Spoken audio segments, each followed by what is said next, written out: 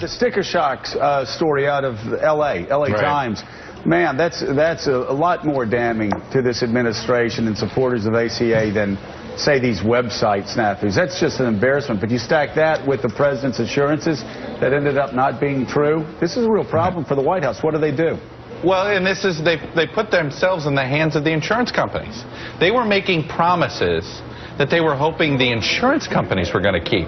But when you think about that initial statement, and at the time, all of us said we're highly skeptical of how he could make that promise, because let's look at, let's look at our own company. We can't decide to keep our health care if Comcast decides to change health plans. Okay, we can't. We'll get a choice. We'll get maybe an A, B, or C, depending on different things. But we can't. So when the president said it, he was basically only people on Medicare, TRICARE, Medicaid could he keep that promise for. Then you throw in this. Let's talk about the sticker shock issue. Well, wait. First, before we go to sticker shock, Chuck. I mean, the bigger part of this story damaging part is Lisa Myers is reporting that the president was sayhe things that he knew.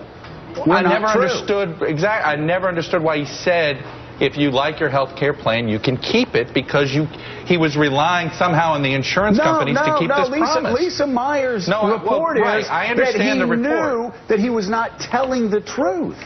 Well, and he said it at the State of the Union address. He said it in 2012 based on this NBC News investigation. The president knew he was telling deliberate untruths. And how do they get around that? Well, I don't know how they get around this, but I go back to this other issue, is they put their fate in the hands of the insurance companies. So let's talk about the sticker shock. Okay? So the administration passes a law that says you have to have a baseline.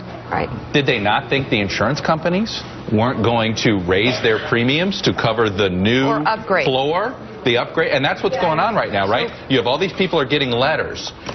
Some people are referring to them as cancellation letters. They're not cancellation letters. That's right. But they're being told, hey, guess what?